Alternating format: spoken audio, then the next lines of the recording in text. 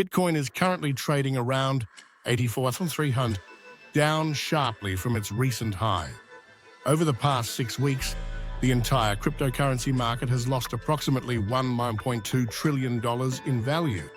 While most people are focused on the price action, two far more important developments have occurred almost unnoticed, and both of them dramatically increase the probability that the next major financial crisis will have crypto at its epicenter. First, JPMorgan Chase, the largest bank in the United States, has quietly revived a program it abandoned in 2022.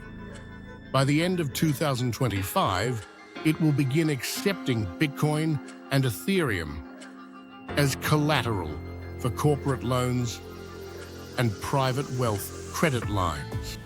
This is not just another headline about institutional adoption. It is the moment when a 24/7, infinitely volatile asset class is formally plugged into a banking system that was built for markets that close at 4 p.m. and settle in 2 days. Think about what that means in practice. A 15% weekend drop in Bitcoin, something that happens routinely, can instantly push hundreds of institutional loans underwater. Automated margin calls fire before most risk officers have opened their laptops on Monday morning. Borrowers are forced to sell liquid stocks, bonds, or more crypto to meet those calls, which pushes traditional markets lower, triggers more margin calls elsewhere, and creates a feedback loop that did not exist 3 years ago. Second, in July 2025, President Trump signed the Guiding and Establishing National Innovation for U.S. Stablecoins Act, the GENIUS Act, scheduled to take full effect in 2027.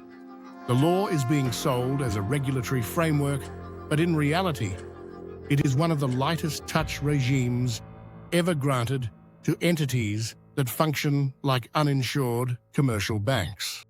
Stablecoin issuers will be allowed to back their tokens with Treasury bills of up to 93-day maturity, disclose reserves only monthly, and face no deposit insurance and no real-time supervision. Citigroup now projects the stablecoin market could grow from roughly $300 billion today to $2 to $4 trillion by 2030. Tether alone already holds $135 billion in U.S. Treasuries, more than Germany. A coordinated run on even one large issuer would force fire sales of short-term government paper, driving up funding rates and potentially freezing the exact same repo and money market plumbing that seized up in 2008 and again in March 2020. We have been here before. Subprime CDOs were AAA rated until they weren't. Money market funds broke the buck in 2008 because they promised instant liquidity on assets that suddenly became illiquid. Stablecoins are doing exactly the same thing today, only at blockchain speed and with no lender of last resort standing behind them. Jean Tirole, Nobel laureate in economics, summed it up perfectly. Stablecoins, like money market funds, look safe, but may collapse under stress. Past crypto crashes, 2018, 2022, and the one we are living through right now, remained contained because the banking system still had thick walls around it.